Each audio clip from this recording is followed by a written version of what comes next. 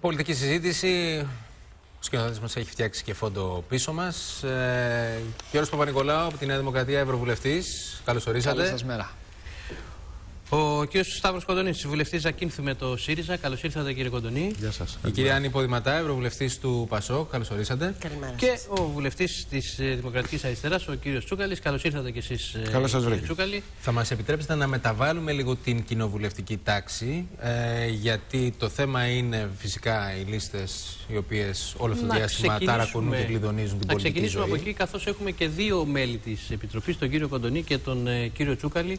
Στη Θεσμού και Διαφάνειας, όπου προχθές στις 3 Οκτωβρίου συζητήσατε διεξοδικά τόσο με τον κύριο Καπελέρη όσο και με τον κύριο Διώτη για τα θέματα αυτά. Και κύριε Τσούκαλη, αν δεν κάνω λάθος, από εσάς ξεκίνησε αυτή τη φορά η ιστορία με το στικάκι?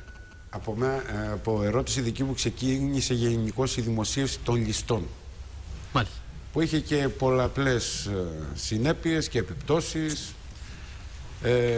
Βεβαίως περιμένω να ακούσω από τους δύο συναδέλφους της Ευρωβουλής το τι επιπτώσεις είχε στην Ευρώπη αυτό. Τον απόϊχο που είχε εκεί και τον αντίκτυπο που είχε, βεβαίως θα το δούμε στη συνέχεια. Έχω δηλώσει ότι αυτή η υπόθεση με τη λίστα κυρίως Λαγκάρντ ή Φαρσιανή έχει προκαλέσει πολλαπλή ζημιά για τη χώρα. Δεν είναι απλώς η απώλεια κάποιων εισόδων.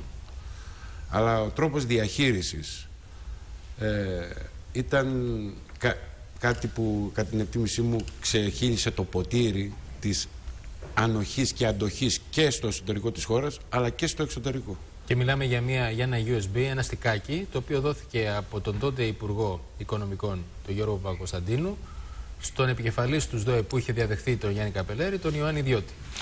Και πάμε λοιπόν.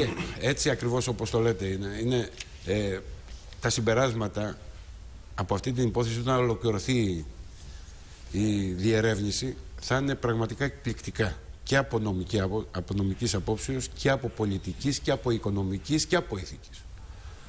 Είναι τα ερωτήματα του κόσμου, είναι αμήλικτα. Θα πω δύο πράγματα για να γίνει κατανοητό. Πρώτον, ότι η Ελλάδα είναι η μόνη χώρα από όλο τον κόσμο που δεν εισέπραξε ούτε ένα ευρώ από αυτό το θέμα, αυτή την υπόθεση. Και δεύτερο, ο χειρισμός εκ μέρους του κυρίου Πεπώνη, πρόσφατος ο χτεσινός, ο οποίος θεώρησε ότι είχε τη δυνατότητα να επεξεργαστεί και το στείλε αμέσως προς διερεύνηση και θα εισπραχθούν κατά την εκτίμησή μου σύντομα χρήματα, πολλά χρήματα από αυτά, πολύτιμα χρήματα για τη χώρα, αναδεικνύει με τον πλέον τραγικό τρόπο την κακοδαιμονία της χώρας. Μάλιστα. Κύριε Κοντονή, κουβεντιάζουμε ακόμα και για δις που θα μπορούν να εισπραχθούν από αυτήν την έρευνα. Ωστόσο, εγώ παραμένω επιφυλακτικός κάθε φορά που ακούω πολλά χρήματα τα οποία θα εισρέψουν στα κρατικά ταμεία. Θα σας ρωτήσω. Πάντως είναι πάρα πολλά τα χρήματα, κύριε Σκάλκο, που έχουν φύγει στο εξωτερικό. Βεβαίως είναι πάρα πολλά. Γι' αυτό μην είσαστε επιφυλακτικός. Υπάρχουν τρομερές δυνατότητες οι οποίες δυστυχώς δεν έχουν αξιοποιηθεί ούτε στο ελάχιστο. Όπως είναι πολλές και οι λίστες. Μην ξεχνάμε τη λίστα των 54.000. Θα ήθελα να πω επ' αυτού του ζητήματος ότι πριν ένα χρόνο ο σύντροφος Αλέξης Τσίπρας είχε ζητήσει στη Βουλή από τον τότε Αντιπρόεδρο και Υπουργό Οικονομικών, τον κύριο Βενιζέλο, να τον ενημερώσει σχετικά με αυτή τη λίστα. Έχω φέρει τα πρακτικά της Βουλής μαζί μου. Άλλα λόγια να αγαπιόμαστε, η απάντηση. Άλλα λόγια να αγαπιόμαστε. Και σήμερα αποδεικνύεται ότι αυτή η λίστα ήταν στα χέρια του κυρίου Βενιζέλου, μάλιστα με μια διαδικασία η οποία μας έκανε κατάπληξη στην Επιτροπή, διότι ατύπως ερχόταν, ατύπως έφευγε, ατύπως παραδεινόταν, ατύπως ξαναγύριζε πίσω. Αυτό είναι ένα πρόβλημα γενικώς που πρέπει να το σχολιάσουμε. Από την κουβέντα που κάνατε με τον κύριο Καπελέρη και τον κύριο Διώτη, τι είναι αυτό που σας έμεινε στο μυαλό? Κατά πρώτον, εμένα αυτό που με ενόχλησε ιδιαιτέρως από την κατάθεση του κυρίου Διώτη είναι ότι ο κύριος Διώτης, ένας έμπειρος πρώην εισαγγελέας, ένας έμπειρος νομικός, ο οποίος έχει μια εικόνα της ποινικής δικονομίας και της ποινικής διαδικασίας, ενώ έλαβε αυτή τη λίστα και μας είπε ευθαρσώς και ευθέως ότι την ήλεγξε, την άνοιξε και είδε και τη μορφή και ορισμένα άλλα στοιχεία, παρά τα αυτά δεν έκαναμε καμία διαδικασία, περιμένοντας εντολές από την πολιτική ηγεσία. Ενώ θα έπρεπε αμέσως να επέμβει, όπως κάνει σήμερα ο εισαγγελέας ο κύριος Πεπώνης, για την διευκρίνηση του τι υπάρχει σε αυτή τη λίστα, αν υπάρχουν φοροφυγάδες, γιατί αυτό πάντοτε είναι υποαίρεση. Δεν μπορούμε να χαρακτηρίζουμε συλλήβδιν και εκ των προτέρων χωρίς να γνωρίζουμε. Και παρά τα αυτά γνωμοδότησε ο ίδιος ότι αυτή η λίστα είναι προϊόν παρανόμων καταστάσεων και ως εκ τούτου δεν μπορεί να αποτελέσει αποδεικτικό μέσο. Μα εύλογο είναι το ερώτημα που προκύπτει και για τον κύριο Βενιζέλο αλλά και για τον κύριο Διώτη, ότι ο κύριος Διώτης δεν ήταν εισαγγελέας άσκησης ποινικής δίωξης. Ο κύριος Διώτης ήταν ειδικός γραμματέας στους ΔΟΕ και ως εκ τούτου θα μπορούσε με αφορμή αυτή τη λίστα η οποία είχε έρθει στα χέρια του να ξεκινήσει την έρευνα και να ελέγξει περαιτέρω. Αλλά δεν υπήρχε ούτε η πολιτική βούληση. Εγώ αυτό το συμπέρασμα έβγαλα από την Επιτροπή ρωτώντας τον κύριο Διώτη. Δεν υπήρχε πολιτική βούληση να προχωρήσει τίποτα. Η ιδέα αναφορά του κυρίου Διώτη ότι σε αυτή την κατεύθυνση συνενούσε και συμφωνούσε και ο κύριος Βενιζέλος. Αυτό εκθέτει απολύτως το σημερινό αρχηγό του ΠΑΣΟΚ. Το κρίσιμο συμπέρασμα, κοντολογής, το κρίσιμο συμπέρασμα ήταν ότι ο ΣΔΟΕ, όπως και όλοι οι οργανισμοί στη χώρα, είναι εργαλείο στα χέρια του εκάστοτε υπουργού. Φανταστείτε να έφτανε αυτό το στικάκι. Μερικές φορές είναι χέρια... και το αντίστροφο, βέβαια. Και το αντίστροφο στη συγκεκριμένη περίπτωση είναι ομαρτά. Φανταστείτε αυτό το στικάκι να πήγε στον επικεφαλής της οικονομικής αστυνομίας της Ιταλίας, παραδείγματος χάρη, και να περίμενε εντολή από τον Υπουργό Οικονομικών να κινηθεί. Θα έχει κινήσει τα πάντα. Έγινε και στην Ιταλία και στη Γερμανία και στη Γαλλία και εισπράχθηκαν εκατομμύρια. Κάτι το οποίο στη Γερμανία τα κρατήδια, τα ομόσπονδα έψαξαν, μάλιστα αγόρασαν CD. Ναι, αυτές είναι οι και έψαξαν και βρήκαν φοροβηγάδες και εισέπραξαν τα ταμεία τους, τα κρατικά, πολλά χρήματα. Εδώ στην Ελλάδα υπήρχε μια λίστα η οποία ουδέποτε προκάλεσε τον έλεγχο των αρμόδιων αρχών. Η συζήτηση για τις λίστες αυτές δεν είναι κάτι καινούριο για την Ευρώπη, επειδή με ρωτήσατε κύριε Τσουκάλη. Εδώ και καιρό η συζήτηση αυτή είναι σε εξέλιξη. Πολλοί είναι οι Ευρωπαίοι και νομίζω η κυρία Ποδηματά έχει την ίδια αντίληψη, που λένε ότι υπάρχουν Έλληνες καταθέτες στην Ελβετία, υπάρχουν Έλληνες οι οποίοι πηγαίνουν στο Βερολίνο ή στο Λονδίνο και αγοράζουν ακίνητα την κρίσιμη αυτή περίοδο για τον τόπο. Να σας διακόψω εδώ, μου κάνει εντύπωση που αναφερόμεθα μόνο στην Ελβετία. Έτσι υπάρχουν και άλλες χώρες. Ναι, υπάρχει και Λιχτενστάιν. Ας βρούμε πρώτα της Ελβετίας και ας βρούμε πρώτα της Ελβετίας. Τα εγχώρια λέω, ας βρούμε πρώτα αυτά που βρίσκονται μέσα στην Ελλάδα. Είναι πάρα πολλά. Και δυστυχώς για μία ακόμη φορά προκύπτει η αδυναμία της χώρας να ανταπεξέλθει στις δυσκολίες και να καταπολεμήσει την φοροδιαφυγή. Βρισκόμαστε σε μια πολύ κρίσιμη περίοδο για τον τόπο. Η φοροδιαφυγή είναι πάρα πολύ μεγάλη, αυτό είναι γνωστό της πάση. Αυτό που πρέπει είναι στο εξής, να μπορέσουμε να αξιοποιήσουμε κάθε πληροφορία, κάθε δυνατότητα που έχουμε. Δεν χωρεί αμφιβολία ότι υπήρξε ολιγορία. Δεν υπάρχει, νομίζω, κανένας που δεν αντιλαμβάνεται ότι γίναν κακοί χειρισμοί. Το θέμα είναι τι κάνουμε από εδώ και στο εξής. Και πώς θα μπορέσουμε πολύ σύντομα και με αυτές τις πληροφορίες που μπορούν να αξιοποιηθούν αυτές τις πληροφορίες. Δεν είναι σωστό αυτό ότι νομικά δεν μπορούν να αξιοποιηθούν. Ενδεχομένως να μην μπορούν να αποτελούν αντικείμενο μιας ποινικής δικογραφίας. Σίγουρα όμως μπορούν ως πηγή πληροφόρηση ακριβώς.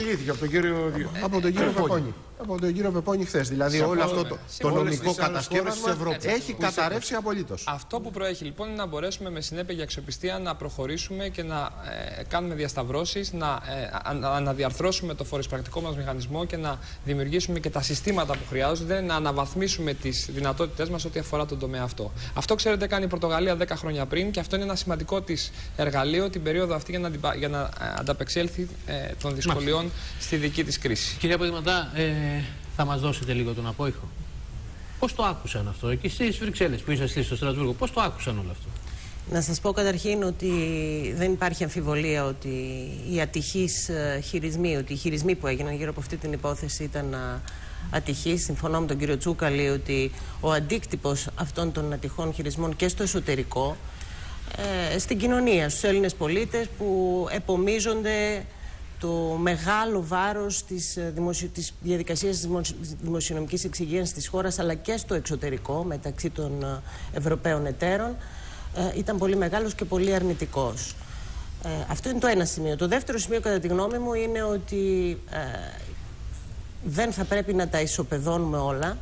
Και δεν θα πρέπει επίσης κάπως υποκριτικά να θεωρούμε ότι ανακαλύπτουμε ξαφνικά με αφορμή αυτήν την εξαιρετικά ατυχή υπόθεση τις δυσλειτουργίες και τις κακοδαιμονίες του ελληνικού πολιτικού συστήματος, της ελληνικής δημόσιας διοίκησης.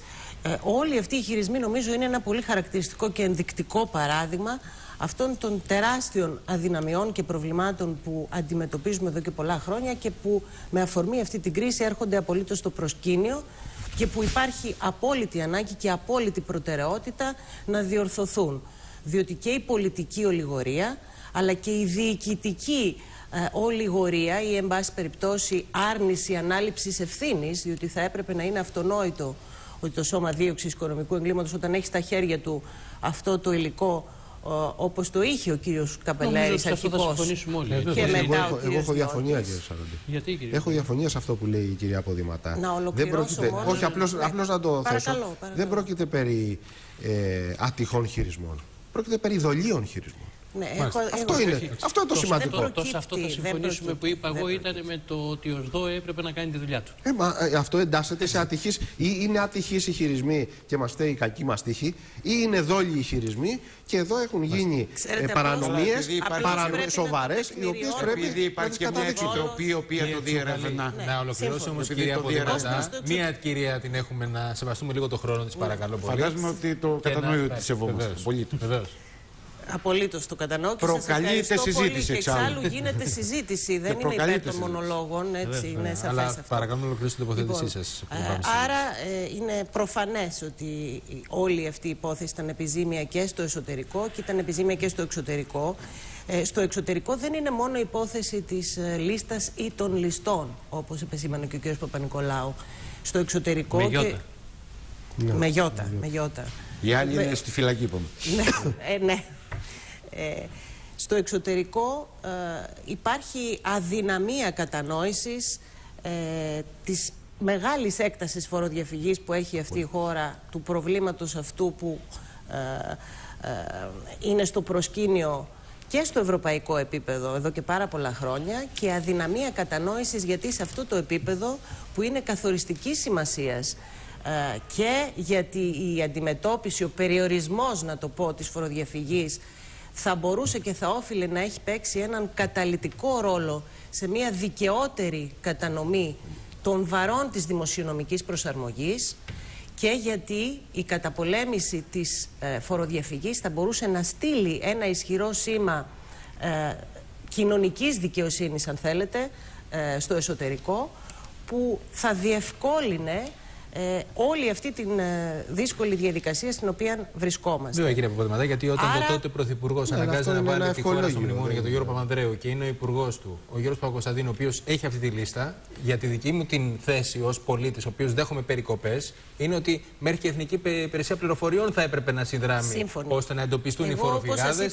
και να βρεθούν όσοι βγάζουν τα χρήματά τους έξω. Ήταν οι ενδεδειγμένοι, αλλά να μην ξεχνάμε, να το συνυπολογίσουμε και αυτό, ότι ο Γιώργος Παπακοσταντίνου ήταν εκείνος που απευθύνθηκε στην τότε Υπουργό Οικονομικών της Γαλλίας, την κυρία Λαγκάρτ, και ζήτησε από το Γαλλικό Υπουργείο Εξωτερικών να του παραδώσει τα στοιχεία που αφορούν τους Έλληνες μεγαλοκαταθέτες. Γιατί μετά λοιπόν λέτε ότι είναι προϊόν παρανομίας? Γιατί μετά, αφού παραδόθηκε από την πλέον αρμόδια, την Υπουργό Οικονομικών της Γαλλίας, γιατί είναι? Αυτή ήταν η άποψη ενός πολύ έγκριτου νομικού, όπως μόνο σας είπατε πριν, του κυρίου Διώτη. Όχι, ήταν του κυρίου Βενιζέλου πρώτα και κυρία. Αυτό μας είπε ο κύριος Διώτη. Είμαστε στην εποχή του κυρίου Παπακοσταντίνου, που κάνει ένα πρώτο έλεγχο των στοιχείων που περιέχονται. Όχι, κάνετε λάθος, κυρία Παπαδηματά. Δεν έκανε κανένα πρώτο έλεγχο. Ο κύριος Καπελέρης σε αυτό ήταν σαφής. Του έδωσε από τα 1991. 10 ή 20 δεν συμφωνούν οι δυο τους σε αυτό, για να δημιουργήσει, ξέρετε τι, κυρία Ποδηματά, το προφίλ τους. Αυτό. Κάτσατε ένα λεπτάκι, διότι εδώ ή έγινε έλεγχος ή δεν έγινε. Έλεγχος λοιπόν δεν έγινε. Δεν έγινε ο έλεγχος που θα έπρεπε και θα όφιλε να γίνει, είναι σαφές. Αλλά κανένας έλεγχος δεν έγινε. Δεν θέλω να προτρέξω. Αλλά το προφίλ, ποιος είναι, πού μένει, τι δουλειά κάνει και ποιος είναι ο αριθμός φορολογικός. Αυτό είναι. Αυτό είπε ο κύριος Καπελέρης στην Επιτροπή, και αυτό είπε έκανα και το έκανα σε 2 2 ημέρες. Αυτό είπε ο κ. Καπελέρης, αλλά θέλω να πω, ας είμαστε μέχρι να ολοκληρωθεί αυτή η διαδικασία ο λίγων επιφυλακτικοί. Βεβαίως θα εδώ είμαστε. είναι προφανές ότι ο καθένας θέλει να μεταθέσει τις ευθύνες κάπου αλλού. Και ο κύριος Παπακοσταντίνου και ο κύριος Καπελέρης. Η μόνη διαφωνία, ξέρετε ποια είναι? Αν έδωσε 10 ή αν έδωσε 20 άτομα. Από τα 1991. Και αυτό είναι διαδικασία ελέγχου. Αυτά τα 10 ή 20 ονόματα, όπως λέτε, επελέγησαν για συγκεκριμένους λόγους. Γιατί οι καταθέσεις αυτών των 10 ή 15 ήταν το 1/3 των συνολικών καταθέσεων. Να πω μια φράση. Ποιος το λέει? Συμφωνήσουμε. Ποιος το λέει? Αυτό που μας λέτε σήμερα εδώ. Ο κόσμος παρακολουθεί. Όχι, θα ήθελα να ξέρω ποιος έκανε αυτή την αξιολόγηση των 10 ή των 20. Ας συμφωνήσουμε, επειδή δεν έχουμε και πολύ χρόνο. Το Στικάκι πάντως δίνει, με συγχωρείς Γιώργο, από το Στικάκι προκύπτουν οι καταθέσεις και των 1990 τόσων εντάξεις. Συγγνώμη, συμφωνήσουμε ότι αυτό προέρχεται θέματα. Κυρία Ποδηματά, το θέμα είναι το εξής. Ο πολίτης τι περιμένει? Έτσι. Ότι ο Ισπανός, οι Ισπανοί εισέπραξαν 6 δισεκατομμύρια. Και εμείς ακόμα ότι οι Ιταλοί εισέπραξαν 570 εκατομμύρια. Και η Ελλάδα δεν εισέπραξε ούτε ένα. Έχετε δίκιο. Λέω απλώς μία κουβέντα και βάζω τελεία. Όλη η υπόθεση αυτή δεν αρχίζει και δεν εξαντλείται και δεν τελειώνει με τις λίστες. Έχουμε τεράστιο πρόβλημα στην αντιμετώπιση του προβλήματος. Πρέπει να αντιμετωπίσουμε αυτό. Εγώ εδώ το πρόβλημα το δημιουργήσατε το Πασόκ και η Νέα Δημοκρατία.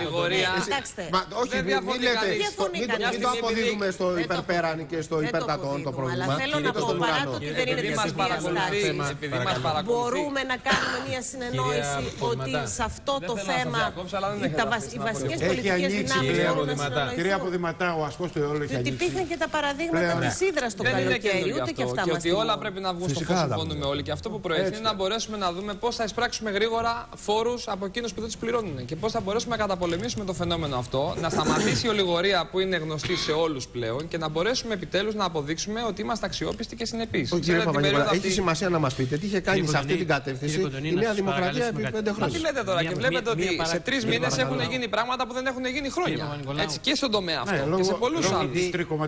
Επειδή πρέπει να μοιράσουμε το χρόνο. Νομίζω μια κυβέρνηση η οποία πραγματικά παράγει έργο την περίοδο αυτή είναι υπεράκρη προσπάθεια η οποία βρίσκεται σε εξέλιξη. Και αν μη τι άλλο, επειδή βλέπουμε ότι και τα νούμερα δεν βγαίνουν και τα πράγματα είναι πολύ δύσκολα. Να σας ευχαριστήσω πολύ για την πάσα για να κάνουμε πολύ γρήγορα το δεύτερο κύκλο.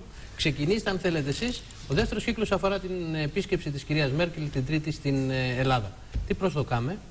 Βρισκόμαστε σε μια πάρα πολύ δύσκολη περίοδο, το βιώνουμε όλοι. Τα μέτρα και οι περικοπές που πρέπει να ληφθούν το επόμενο διάστημα είναι δυσβάστακτες, είναι πολλές φορές άδικα μέτρα και είναι μέτρα που κανείς δεν είναι ικανοποιημένος ότι πρέπει να ληφθούν.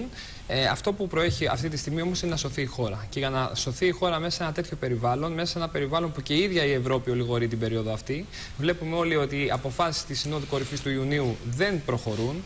Οι ανακοινώσεις της Ευρωπαϊκής Κεντρικής Τράπεζας και του κυρίου Ντράγκη, ναι, μεν έδωσαν μια καλύτερη ψυχολογία για κάποιες μέρες, βλέπουμε όμως ότι και αυτά μένουν προς τα πίσω. Άρα την περίοδο αυτή που επίκυνται αλλαγές μεγάλες στην Ευρώπη, έχει πολύ μεγάλη σημασία η Ελλάδα να είναι πάνω στο τρένο των αλλαγών, να είναι και εκείνη ενεργός συμμέτοχος στη συζήτηση που βρίσκεται σε εξέλιξη. Πιστεύετε δηλαδή ότι με την παρουσία της κυρίας Μέρκελ την Τρίτη στην Αθήνα θα επιταχυνθούν κάποιες διαδικασίες? Βλέποντας λοιπόν κανείς τη μεγάλη εικόνα και αντιλαμβανόμενος το πρόβλημα που υπάρχει συστημικά στην Ευρώπη, δεν έχει ξεπεράσει το πρόβλημα ούτε για την Ισπανία, ούτε για την Ιταλία, ούτε για τις υπόλοιπες χώρες του Νότου. Αυτό που έχει πολύ μεγάλη σημασία και επειδή καλλιεργείται έτσι μια τρομολαγνία, η Ελλάδα θα βγει το Brexit που λέμε, θα βγει από την Ευρωζώνη κλπ. Νομίζω ότι η κυρία Μέρκελ δεν θα ερχόταν στην Ελλάδα και αυτό το υπαγορεύει νομίζω και κοινή λογική αλλά και αντίληψη πολλών από εμάς είναι. Δεν θα ερχόταν στην Ελλάδα και δεν θα προχωρούσε αυτή την επίσκεψη. Από το 2007 έχει να έρθει η κυρία Μέρκελ εδώ, αν δεν έβλεπε ότι η Ελλάδα θα τα καταφέρει. Αν δεν το πίστευε αυτό και δεν ήταν διατεθειμένη να στηρίξει το εγχείρημα αυτό. Αυτό που είναι δεδομένο, και επιτρέψτε μου μια φράση μόνο, είναι ότι δεν αρκεί να τοποθετούμαστε μόνο για τα μέτρα που έχουμε μπροστά μας. Αυτό που χρειάζεται είναι η ανάκαμψη αμέσως μετά, η συζήτηση σε αυτή τη βάση. Τα νούμερα φαίνεται ότι δεν βγαίνουν και με βάση τις εκτιμήσεις που έχουν γίνει μέχρι το 2020. Άρα χρειαζόμαστε ακόμη μεγαλύτερη συμπαράσταση από τους εταίρους μας, ακόμη μεγαλύτερη αλληλεγγύη, που αυτό πρέπει να είναι κάτι συγκεκριμένο, να δούμε πώς αυτό μπορεί να οριοθετηθεί. Δεν αρκεί μόνο η επιμήκυνση και αυτό προσπαθούμε να κάνουμε αξιόπιστα και με συνέπεια. Ως εκ τούτου, αυτή η επίσκεψη αλλά και όλες οι επαφές του Έλληνα Πρωθυπουργού την περίοδο αυτή και της κυβέρνησης κατευθύνονται προς την Κοντονή, δανείζομαι τον τίτλο της εφημερίδας Αυγή που έχετε μπροστά σας. Ψάχνει σωσίβιο στη Μέρκελ. Προφανώς αναφέρεστε στην κυβέρνηση, αναφέρεστε στην κυβέρνηση και στον κύριο Σαμαρά. Ακόμα και αν ψάχνει σωσίβιο, είναι κακό? Να σας πω. Εμείς λέμε να σωθεί ο λαός και όχι να σωθεί η κυβέρνηση, η οποία ασκεί μια πολιτική η οποία είναι πολιτική αντιλαϊκή, άδικη και αδιέξοδη. Αυτό που είπε προηγουμένως, εγώ παίρνω τα λόγια του κ. Παπα-Νικολάου. Άδικα μέτρα, τα νούμερα δεν βγαίνουν. Αυτό που λέει ο ΣΥΡΙΖΑ τώρα 2 χρόνια. Είναι άδικα τα μέτρα, ως εκ τούτου δεν μπορούν να περάσουν στην κοινωνία και δεν βγαίνουν τα μέτρα. Σημαίνει ότι βρισκόμαστε σε ένα αδιέξοδο, το οποίο αδιέξοδο συνεχίζεται εξαιτίας αυτής της πολιτικής. Πείτε μας, πρέπει να γίνει όμως. Αν θέλετε εσείς, εμείς έχουμε πει τι πρέπει να γίνει. Το έχουμε πει κατ' επανάληψη. Και το κάνουμε. Όχι, εσείς προσπαθείτε να πάρετε άδικα μέτρα για νούμερα που δεν βγαίνουν. Έτσι είπατε κ. Παπα-Νικολάου. Ανάπτυξη. Και αν θέλετε, αλλάξτε το, αλλά αυτό είπατε. Περιβάλλον για επενδύσεις. Θεωρείτε, κύριε μεταναστευτική πολιτική, όλα τα προσπαθούμε να τα κάνουμε. Κυρίας Μέρκελ μπορεί να μην είναι για καλό? Εγώ λέω ότι σίγουρα δεν είναι για καλό, υπό την έννοια ότι πήραμε μια πρόγευση του τι θα γίνει από την επίσκεψη Σαμαρά στη Γερμανία.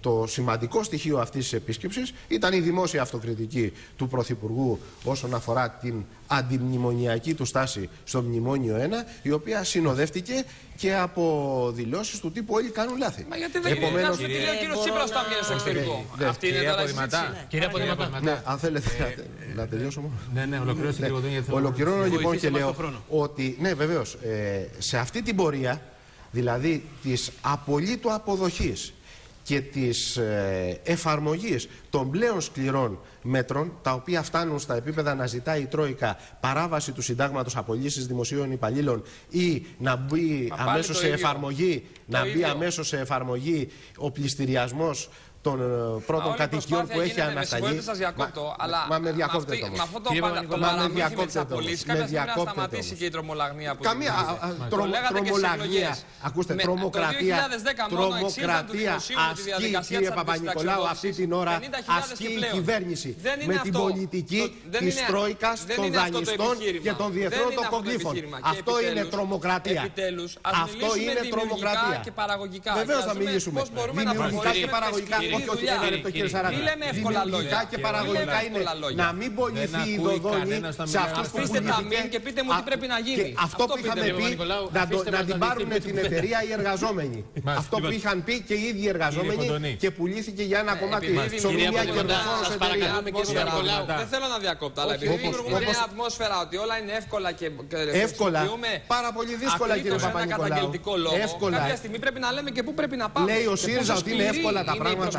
Και πόσο μεγάλη είναι η ανηφόρα από η επίσκεψη Μέρκελ είναι από τα πρώτα θέματα από χθες σε όλα τα μεγάλα δημοσιογραφικά πρακτορεία και βεβαίως και στις έδρες των ευρωπαϊκών χωρών είναι ένα μεγάλο διπλωματικό θέμα. Πώς μπορεί να το χειριστεί η ελληνική πλευρά και να αξιοποιήσει την επίσκεψη αυτή? 3 πράγματα θέλω να πω με αφορμή και τη συζήτηση που προηγήθηκε. Πρώτα απ' όλα είναι άλλο πράγμα οι σχέσεις μεταξύ των κρατών, οι επισκέψεις που πραγματοποιούν και ανταλλάσσουν αρχηγοί κρατών και κυβερνήσεων και δεν πρέπει επουδενή να υποβαθμίζουμε τη σημασία που έχει αυτή η διαδικασία, κύριε Κοντονή, ανεξαρτήτως εάν συμφωνούμε ή αν διαφωνούμε με τις πολιτικές που προωθεί ο ΕΚΑΣ. Θέλω να πω με αφορμή το σχόλιο σας για την επίσκεψη. Και εγώ λέω ότι το γεγονός. Εγώ δεν έκανα σχόλιο για την επίσκεψη. Είπα. Αφήστε με να. Τι σημαίνει σωσίβιο. Αυτό είπατε ότι είναι κακό που γίνεται επίσκεψη. Εγώ δεν είπα ότι είναι κακό που γίνεται επίσκεψη. Λέω που αποβλέπει η επίσκεψη. Αν προσέξτε. Το λύσαμε. Όχι. Κακή μια επίσκεψη δεν είναι από μόνη της. Πού αποβλέπει αυτή η επίσκεψη? Αποβλέπεις αυτό που είπα. Ως εκ τούτου, αν είναι να εφαρμοστούν με γρήγορους ρυθμούς τα αντιλαϊκά μέτρα, είναι μια επίσκεψη η οποία είναι εις βάρος του λαού και του τόπου. Λέω λοιπόν ότι το γεγονός ότι έρχεται η επικεφαλής μιας μεγάλης ευρωπαϊκής χώρας, της Γερμανίας, πραγματοποιεί επίσκεψη στην Ελλάδα, δυστυχώς μετά από ένα πολύ μεγάλο χρονικό διάστημα, είναι μια καθυστερημένη επίσκεψη, είναι σημαντικό.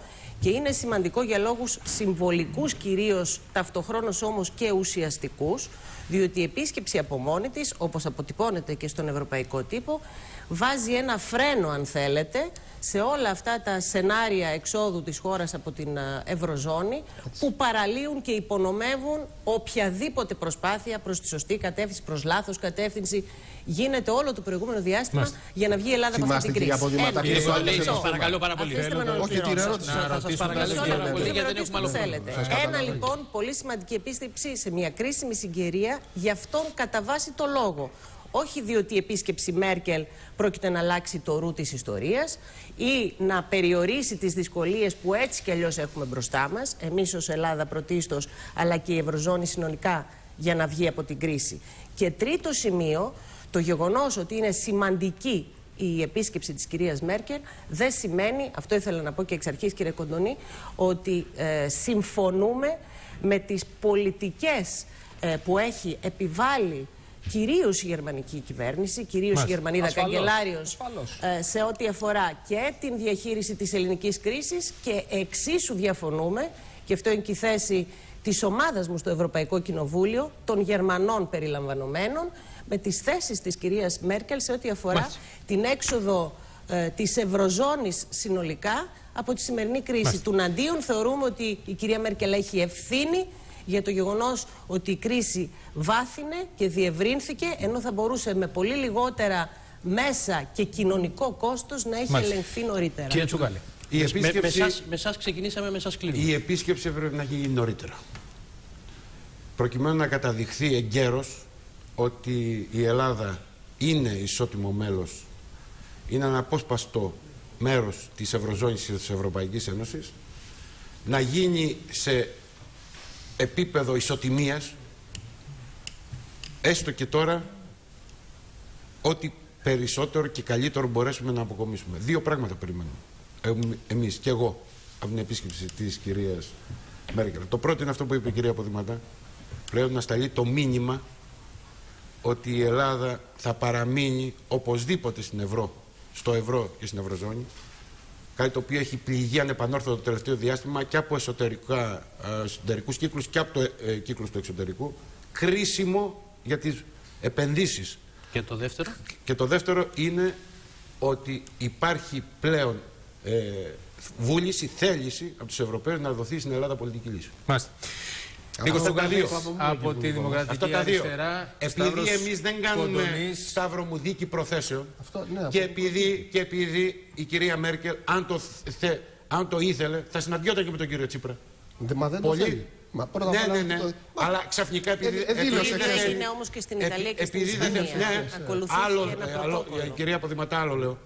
Ενώ βλέπουμε από τη μια μεριά μια συμβατική θεσμική λειτουργία του κυρίου Τσίπρα όσον αφορά τον κύριο Γιουνκέρ, τον κύριο Ρομπάι, τον κύριο Μπαρόζο και όλους τους άλλους, και πολύ καλά κάνει και τις επαφές του στην Ευρώπη.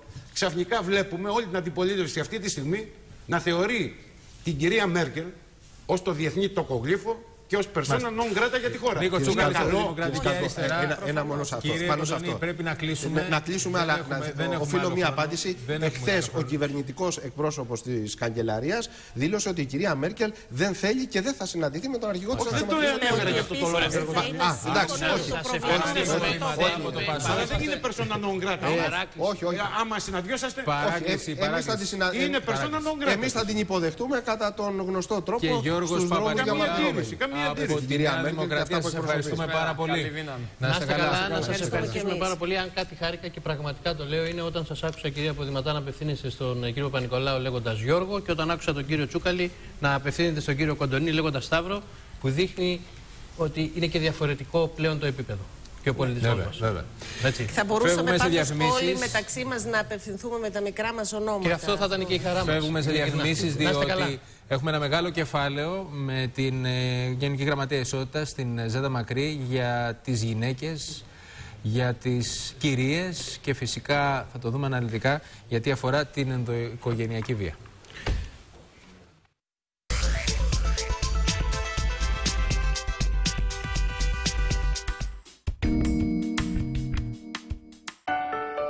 Συμπτώματα αρθρίτιδας.